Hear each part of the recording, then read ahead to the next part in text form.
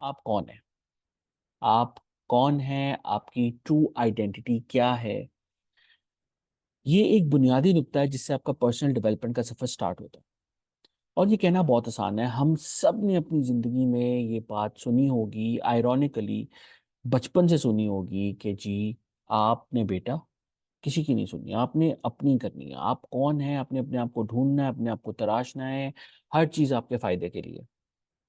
और मैंने आयरॉनिकली का लफ्ज इसलिए कहा है कि ये कहने के बाद भी हमारा तमाम एक्सटर्नल एनवायरनमेंट, हमारे पेरेंट्स, हमारे टीचर्स, हमारे पीयर्स हमें इन्फ्लुएंस कर रहे होते हैं अपने पर्सपेक्टिव्स के साथ, किसी ना किसी वे में। और अब तो मीडिया इसमें एक बहुत मेजर रोल प्ले कर रहा है। When I talk to my child, जब मैं जरा से बात कर रहा हूँ तो मैं चाहता हूँ कि उसकी एक वॉइस हो, और वो वॉइस स्टेम करे उसके अपने बिलीफ सिस्टम के हिसाब से। वो क्या चीज़ सही समझती है, वो क्या चीज़ गलत समझती है, और and to have a discussion around it. And what I have noticed is कि as she is growing up, it has become increasingly difficult for me to protect her from my own beliefs. So as a parent, I think मैं सबसे ज्यादा responsible हूँ अपनी बेटी के belief system को biased वे में इन्फ्लुएंस करने की तरफ। सो मुझे उसको नहीं रोकना, मुझे खुद को रोकना है कि मैं उसको इन्फ्लुएंस ना कर सकूं इस तरह कि वो अपनी ट्रू आइडेंटिटी, अपना वैल्यू सिस्टम, अपने प्रिंसिपल्स, उसको क्या अच्छा लगता है, क्या अच्छा नहीं लगता, वो किस तरह अप्रोच करना चाहती है चीज़ों को, मैं ये सब चीज़ें ऑल्टर ना कर दूं उसके लिए। A lot of the unwinding or the unlearning that I did was actually these beliefs, these external influences, जिसकी वजह से मैं एक डिसकंफर्ट के ऐसे जोन में चला गया जहां मुझ में और मेरी ट्रू आइडेंटिटी में हमेशा एक बहुत बड़ा फर्क रहा।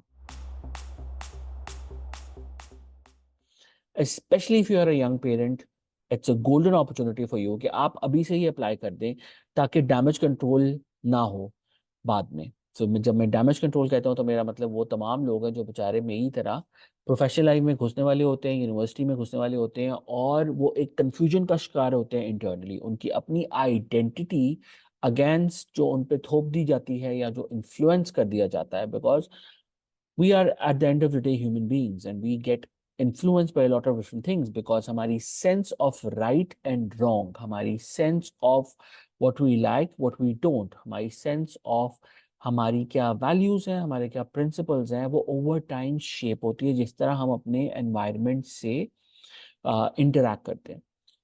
मसला ये है कि हमारा environment हमारे साथ interact या discuss नहीं कर रहा होता, हमारा environment हमें बनी बनाई एक मास्क या आइडेंटिटी दे रहा होता है कि भाई ये सही है, आप इसको ओढ़ लें। सो हम क्वेश्चन कभी नहीं करते, हम उसको अपने हिसाब से फिटिंग नहीं करते उस पर्सनालिटी की, हम अपनी पर्सनालिटी नहीं बनाते, बल्कि हम एक उधार ली हुई थोपी गई पर्सनालिटी लेके कैरी करते हैं till the time we discover that we have been living in an illusion far away from who we truly are. So इसलिए ज़रूरी है कि हम बहुत शुरू से एनकरेज करें। सो यंग पेरेंट्स के लिए मेरी पहली टिप, देखें, अपने urge to get it right the first time with your child को खत्म करें। मैंने भी ये किया है, बहुत मुश्किल है मगर बहुत जरूरी है। आपका बच्चा एक कॉन्फिडेंट ह्यूमन बीइंग्स में तब बनेगा जब वो अपने हिस्से की गलतियां करेगा। उसको अपने हिस्से की गलतियां करने दें। Please don't have the urge to set everything right for him. फिर तो उसकी जिंदगी का मकसद ही खत्म हो जाएगा। फिर वो बाहर जब जिस दिन वो अपना पहला चैलेंज देखेगा आपकी प्रोटेक्शन के बाहर, वो फेल हो जाएगा, वो धड़ाम से गिर जाएगा, और उसको ये प्रोसेस दोबारा करना पड़ेगा। नंबर वन, प्लीज डिसोसिएट कीजिए। उसको कोई प्ले बुक मत दीजिए कि बच्चे तुमने बस ये नहीं करना, इसको हाथ नहीं लगाना, यहाँ नहीं जाना, उससे बात नहीं करनी, ये नहीं करना, वो नहीं करना, और तुम सक्सेसफुल हो जाओगे। Please don't give him that play book. उसको अपनी प्ले बुक खुद बनाने दें।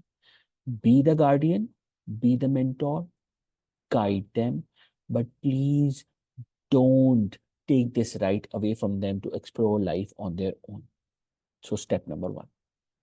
Step number two, अपने बच्चों का एक्सपोजर बहुत ज़्यादा बढ़ाएं, और उनको ये जो रिवॉर्ड एंड पनिशमेंट का मैकेनिज्म है, प्लीज ये उनके लिए खत्म कर दें. Don't make them do anything just because of the reward or fear of the punishment.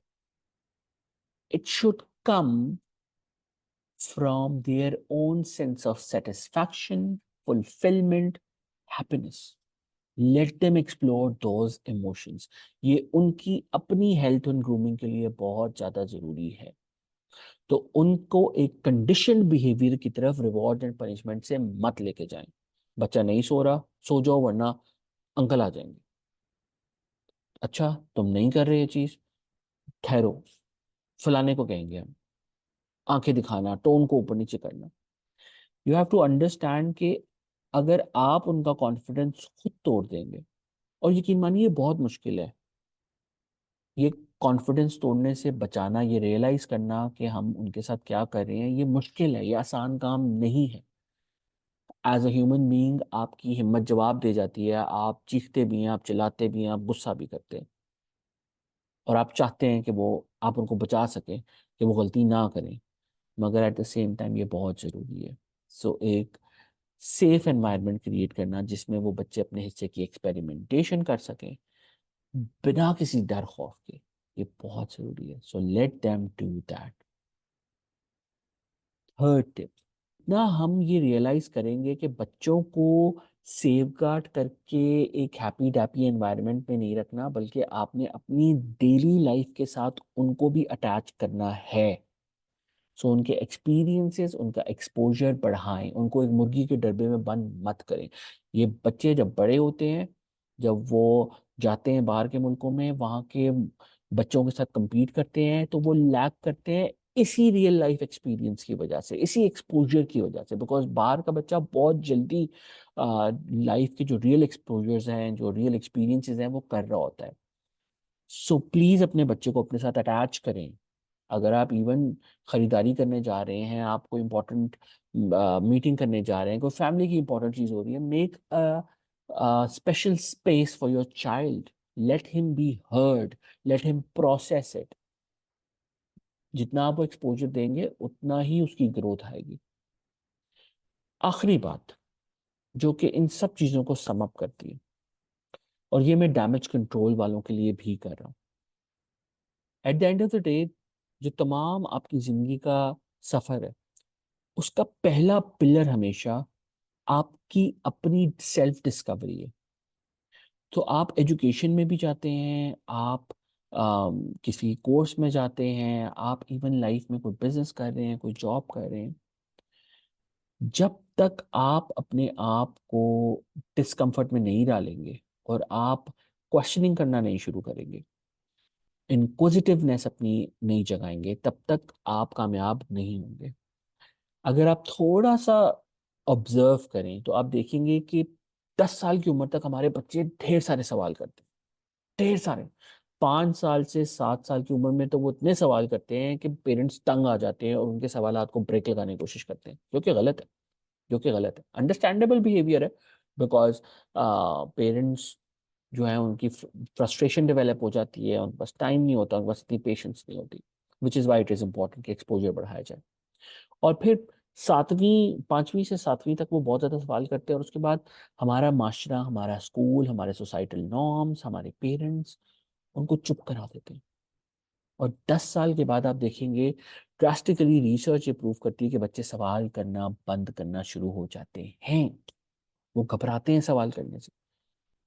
सो हम सब ने कोशिश करनी है कि हम अपनी इंक्विजिटिवनेस को जिंदा रखें. सवाल करना इसलिए ज़रूरी नहीं है कि आपको जवाब मिले, सवाल करना इसलिए ज़रूरी है कि आपका दिमाग उस पैटर्न पे सोचता रहे, सवाल करता रहे. Any belief that does not hold true through a series of questioning was meant to be a false belief. It is a false belief. So please अपनी इंक्विजिटिवनेस को अलाइव रखें. आपके self discovery, being your self की journey के ऊपर ये बहुत काम आएगा. आई होप ये टिप्स आपके लिए बहुत ज़्यादा यूजफुल होंगी. Please remember that being your true self is very, very difficult, especially in the influx of everything that is happening. सो आपको कॉन्टेक्स्ट को समझना पड़ेगा, खासतौर पे यंग जनरेशन के लिए जो मीडिया से बहुत ज़्यादा इस वक्त इन्फ्लुएंस्ड है। तो आपको कॉन्टेक्स्ट को समझना पड़ेगा, आपको डिसाइफर करना पड़ेगा और आपको अपने एक्सपोजर को बढ़ाना पड़ेगा ताकि you are not getting monotonous set of information. आपके पास डिफरेंट वैरायटी आनी चाहिए ताकि आप उसको प्रोसेस कर सकें। Take care of yourselves. Please continue your journey of self-learning and discovery. Parents, please अपने बच्चों में from a very young age instill करें. It's very, very important. I will see you in another episode. Take care. Allah Hafiz.